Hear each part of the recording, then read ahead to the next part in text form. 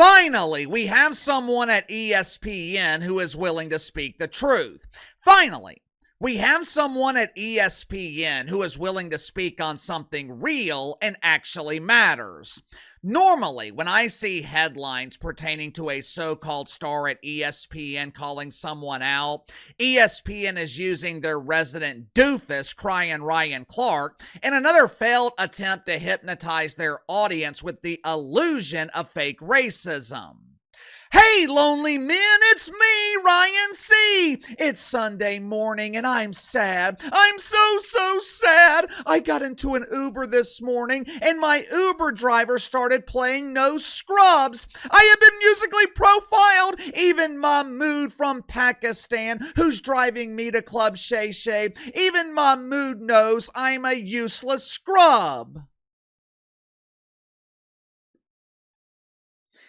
Normally, when Crying Ryan Clark is calling someone out or creating unrealistic fairy tales of mythical racism, it's an embarrassment to the network. It's an embarrassment to everyone associated with the worldwide leader in woke. But that is definitely not the case with Rece Davis calling out Johnny Manziel. You know, part of me understands why ESPN booked Johnny Manziel for College Gameday last weekend. John shares a commonality with the privileged executives at ESPN who live every day suffering through their white guilt. Like the privileged executives at ESPN, John Manziel also believes in equity. John is an equal opportunity user. He uses the booze. He allegedly uses the substance that rhymes with Rogaine. He enjoys Bob Griner's favorite potted plant, Mary Jane. All substances receive equal opportunity in the temple of Manziel. All kidding aside, the tragic decline of Johnny Manziel, Johnny Football, it should be shown to every athlete. It should be shown in every high school across America. I know Nancy Reagan sounded lame in the 1980s when she demanded that American teenagers just say no to drugs and alcohol, kids. Listen, children, drugs and alcohol are bad, bad, bad. I'm sure most teenagers at the time thought that Nancy Reagan was old and out of touch. But just because the advice was coming from an older lady who was probably reading off a teleprompter, it doesn't mean the advice that Nancy Reagan was giving was bad advice. The easiest way to destroy your future, the easiest way to ruin your life, cloud your mind with substances. What they fail to tell people when they're trying to convince them that drugs are bad, what they fail to tell people is drugs and alcohol, they actually work for a little while. If you're depressed, if you're feeling bad about yourself, if you have social anxiety, the magical liquid in that bottle alleviates all of those fears. But like all magic, it's nothing but an illusion. That magical liquid that you're ingesting, it's actually a poison. When you start the boozing, you're under the illusion that the alcohol is working for you. But eventually, you reach a point where you are working for the booze. You're no longer the employer, you're the employee. It's all fun and games for a little while, especially when you're young, but eventually you grow up. Eventually, the trashed hotel rooms, the hangovers, the never-ending excuses. Once you reach a certain age, it's no longer funny, and you find yourself at 33 years old looking in the mirror at someone who used to be a major star, and in the span of 10 years, the major star has become a national embarrassment. Make sure to like and subscribe. You can follow me on Twitter at KC_BTL84. So I can get to the sponsor for today's video, my good friends at the Edible Pedal. One of my favorite meals is breakfast. During the holidays, my wife likes to prepare breakfast in the morning because we don't normally eat breakfast in the morning throughout the year. Earlier this morning, she used the All-American Classic Buttermilk Pancake Mix from Edible Pedal, made some phenomenal chocolate chip pancakes. She served the pancakes with some eggs along with Grandpa's Country Boy Southern Biscuit Mix from Edible Pedal. For the biscuits, all she had to do was add some buttermilk and a side of butter, throw them in the oven. She was done. It was that simple. If your wife is anything like mine, she also likes to bake during the holidays. Edible Pedal offers 3 different flavors of scones, with my personal favorite being the Country Original. Edible Pedal blends farmhouse charm with plant-based inspiration. Their products are specifically designed for families who enjoy comforting food with simple ingredients. They also make great gifts for any occasion. And Edible Pedal, they will take care of all the wrapping for you. Matter of fact, I wish I would have known this because my wife was thoroughly impressed with the packaging and the presentation. If I had known that, I would have saved the samples that you see behind me for my wife to open up on Christmas.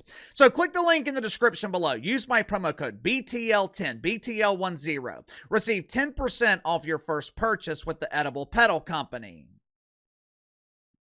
Last weekend, College Gameday was broadcasting live from Texas A&M. With it being the first home playoff game in the history of the program, ESPN naively believed that booking Johnny Manziel to be the special guest star was a brilliant idea.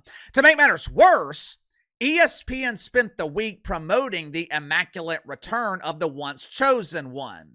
To the surprise of absolutely no one, John Manziel no-showed his appearance. According to his publicist, "We regret to inform you that our client is under the weather. He's contracted a severe case of norovirus or norovirus. Hell, he's sick, okay? Instead of being selfish and spreading this contagious disease, our client is thinking of others and missing this wonderful opportunity. What a guy!"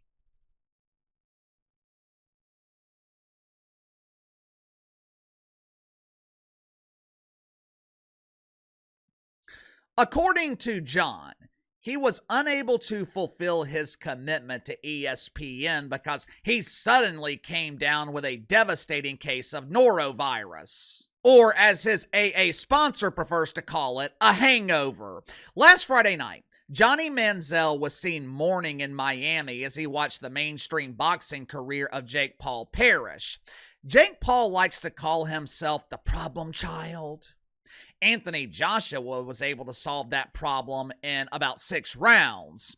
After the fight, John Manziel was drowning his sorrows. I'm sure he woke up the following morning feeling 53 instead of 33, and he no-showed his appearance with ESPN. During the broadcast last weekend of College Gameday and for several days afterwards, ESPN was silent. They made no mention of John Manziel. It was like he didn't exist. But to his credit, Rece Davis, the host of College Gameday, Rece Davis refused to exercise his right to remain silent. Earlier this week, he was on the official College Gameday podcast, and Rece Davis expressed his displeasure with John Manziel.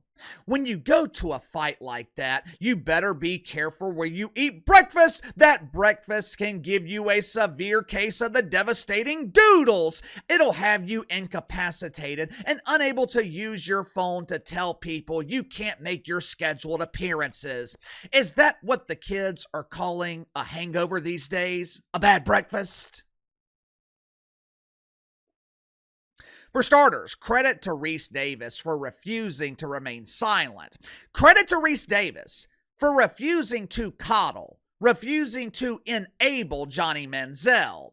One of the reasons addicts continue to disappoint you, no one is willing to hold them accountable. Over the last 10, 15, maybe 20 years, we have been conditioned to treat substance abusers like we treat cancer patients.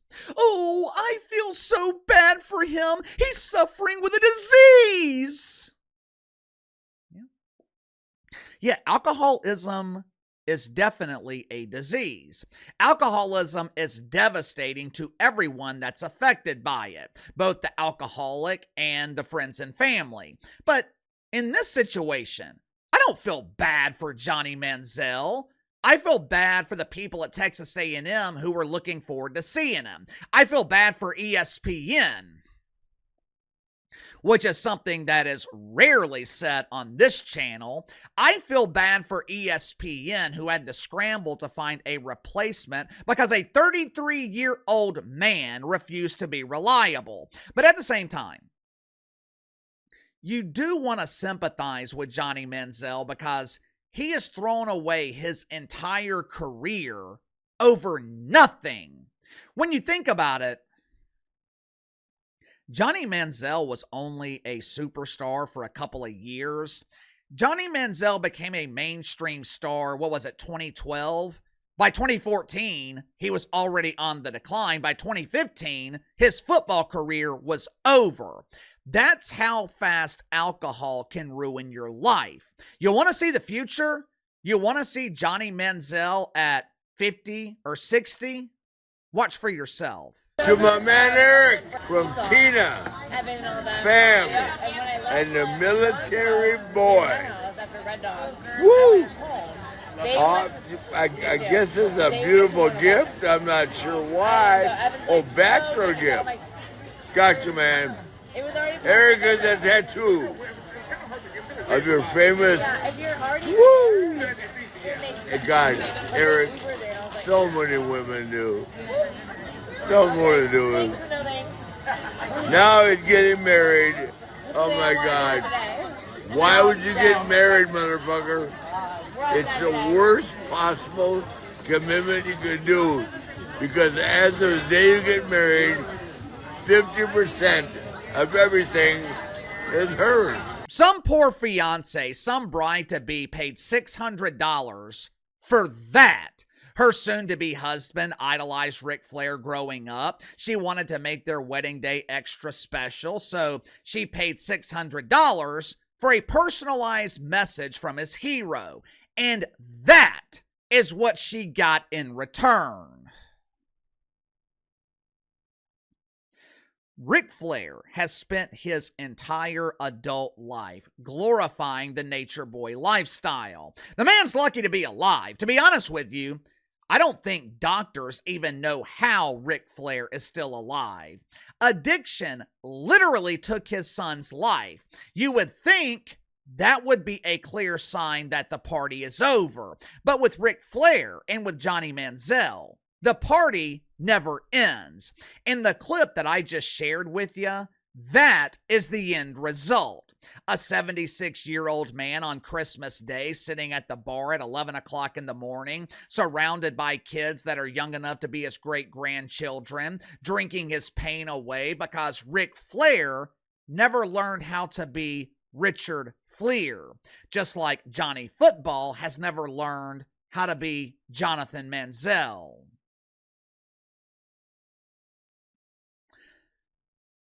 Sound off in the comments below. I'll see you guys tomorrow.